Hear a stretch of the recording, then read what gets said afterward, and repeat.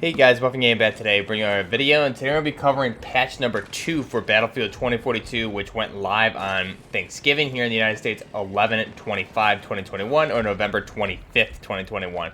So this is the second patch put out for the game here since early access launch on November 12th. We're going to run through a lot of the changes here. In the gameplay, you'll just see some gameplay here offline against bots, testing out some of the weapon recoil changes that they did here, reducing the bloom, which we'll get into in a second.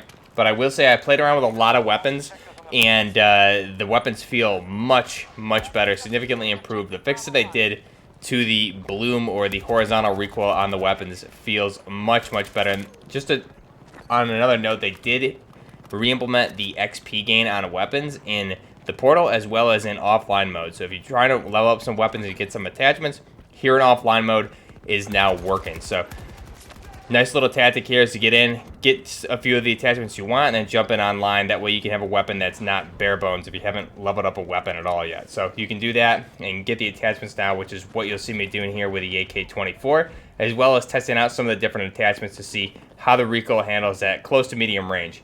One tip I would say, even though you'll see here in the gameplay that the recoil, the horizontal recoil on the bloom is fixed, definitely at longer ranges you'll see me tap firing a little bit. You still want to tap fire, static movement, horizontal movement, based on what kind of grips you're running on your weapons, things like that. But close range, medium range, you can definitely get away with full auto fire, and the bullets are actually going where your optic is pointed now, which is good. I still noticed a little bit of hit registration issues, but nothing compared to how it was prior to this patch. So jumping into the patch notes here, this is patch 0.2.2, or patch number 2. So first off, fixes, changes, and improvements to the bullet spread. So bullet spread has been reduced on all weapons except shotguns. This could result in better accuracy during gameplay, which again, I tested it out with a good handful of the weapons here, and definitely your bullets are going to go where you're aiming. And now if you do have a grip that's primarily for static recoil control versus horizontal, obviously you want to stand still when you're shooting. Crouching will also increase your accuracy, and prone will increase your accuracy even more, especially if you have a bipod on your weapon. Next up, they increase the PP29 vertical recoil to ensure that the weapon does not overperform when engaging outside its intended combat range. So obviously the PP29 or the Bison was pretty overpowered, firing that 9x18 Makarov. It was definitely doing damage and kills at ranges that it probably shouldn't be doing. So hopefully this recoil change affects the weapon positively and puts it back in its place in the meta. Next up, they resolve the issue where if you're downed near walls or water, things like that, you're unable to be revived. So that's now fixed. If you're down near an object, you will be able to be revived. Before, players would come up to you and they didn't have the option to revive you. So you would just be stuck in this down state. You'd have to end up killing yourself because you couldn't get revived. Next up, they resolved the issue where players would be stuck in the down state permanently. So if that did not happen to you, there would be an issue here once in a while where you would be stuck, you get killed, and you'd be stuck in the down state permanently. You couldn't fast exit out of that to get back to the menu. You couldn't redeploy. The only fix here was to back out of the game and join into a new one. So that was just an infinite down glitch that's now resolved. Next up, for some vehicle improvements here, so the Little Bird or the MD-540 Nightbird mounted 20mm cannons. What they did is reduce the radius for the bullet damage or the splash upon impact and decreasing their splash damage. So by doing this, they reduced the blast size from 3 to 2, which again doesn't really mean anything to us. All you need to know is they reduced the splash damage, and the inner blast radius was reduced a little bit as well. So you're gonna have to be more accurate with the 20mm cannons on the Little Bird when you're using that cannon. The splash damage was reduced.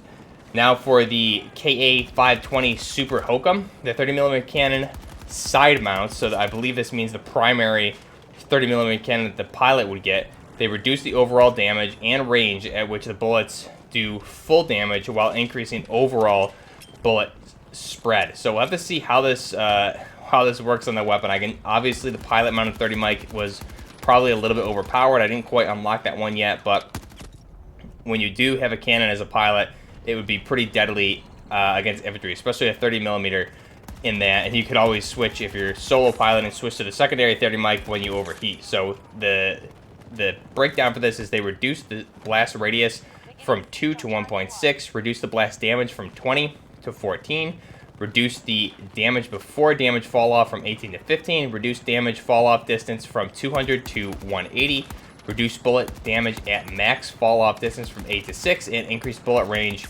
and spread. So again, 30mm cannons for the pilots. On the Super Hokum, you're just going to need to be more accurate when shooting. You're not going to get away with the splash damage in the 30 mic, which is kind of odd because I didn't really feel on the 30mm cannons that you could get away with a lot of splash damage. It felt like you really needed to hit your target pretty much. So interesting change there. We'll have to see how that handles for the Super Hokum. Now for the Apache, the AH-64 GX Apache Warchief, and for the Super Hokum, the 30mm cannon, we are reducing the radius. So this would be for the same changes for the gunner, it looks like. However, they made a little bit different statistical improvements, or I guess nerfs here, for this weapon. So they reduced the blast damage from 20 to 18 and increased the damage fall off for enemies that are further away from the bullet impact center. So again, same thing. This is just for the gunner seat. You're just going to need to be more accurate on the attack helicopters.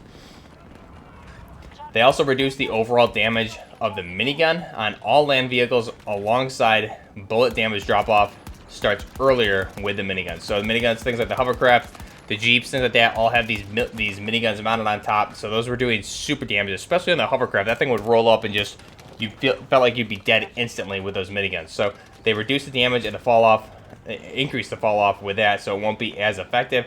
They reduced the damage fall off starts at 18 to 13. So they reduced that damage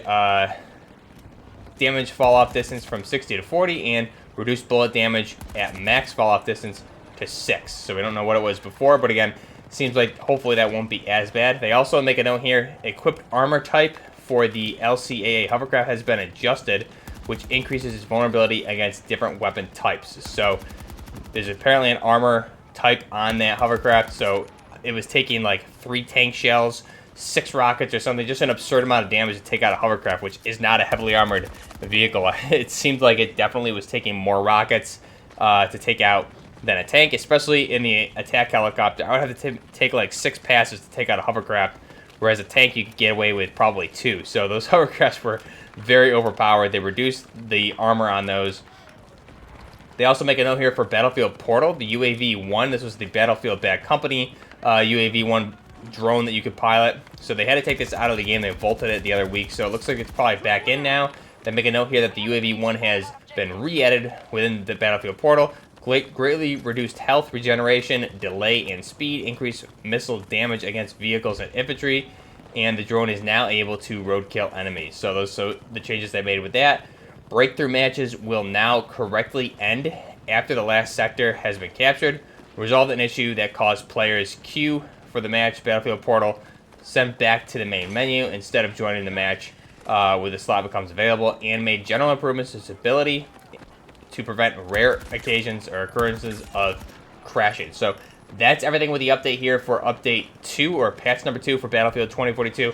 They made some really good changes here, and now it's rumored that we're going to get patch number 3. They make a note of it here that we'll get it here in the future, and they're going to be tackling a lot of other performance improvements as well as content into the game. So it's rumored that this will be coming on December 10th, so just another week and a half or 2 away here. We don't have a confirmation for the date from DICE. However, Tom Henderson did leak that it should be on December 10th. So let me know what you guys think. Again, these are a lot of good improvements. They also list a lot of things that are going to be upcoming in patch number 3. I'll list that, or I'll link the link down below if you're interested in reading through everything. They also made a bunch of just general improvements and added a bunch of things to the portal, like rush maps, things like that, for custom servers. So they did a lot of work. This is actually an enormous patch for update number 2 that they added. I'm curious what update number 3 is going to look like outside of the performance improvements for mainly the PC. They're going to be doing some things there. However, they do make note that a lot of the PC performance issues will take more time to figure out at the CPU level for performance, because it's putting a lot of strain on the PC player's CPU. But this is a huge update. I think this is the right step forward for DICE and EA with this Battlefield 2 patch. Hopefully, patch number 3 is another big one that adds a lot of things. And as we get into the new year here, I really want to see more content coming in the game. We need more weapons, as well as we need more Portal weapons and maps. And I also really want to see more games added to Portal. I really want to see Battlefield 2 added into the portal. I want at least 2 maps there for Battlefield Portal, and I think they really just need to bring in all of the weapons from Battlefield 2, or at least a lot more than what we've seen with the Battlefield 3 portal and the Bad Company portal. There's a good amount of weapons there, but we need more weapons. So Battlefield 2 into the portal, as well as a good chunk of weapons from Battlefield 2, as well as we need more maps from Battlefield 3 and Bad Company 2, and more weapons from those games as well. They have all those weapons. Obviously, it's just a matter of bringing them over with the attachments. So hopefully that's something we see. I would really like to see basically fully remastered games put into the portal here.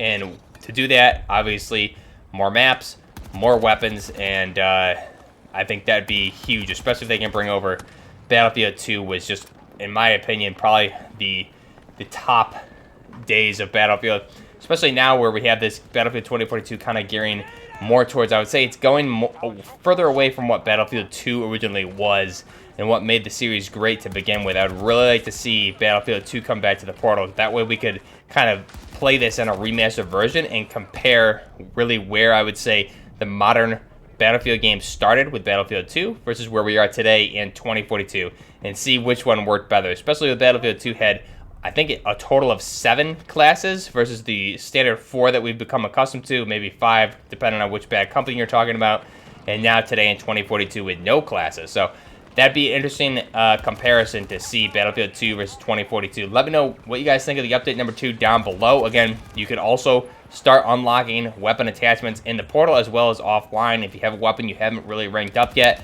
go ahead, jump offline against bots. You can pick your map, customize it, and go ahead and jump in and get a lot of kills and unlock a lot of attachments. Let me know what you guys think down below. Till next time, Buffer Gaming, out.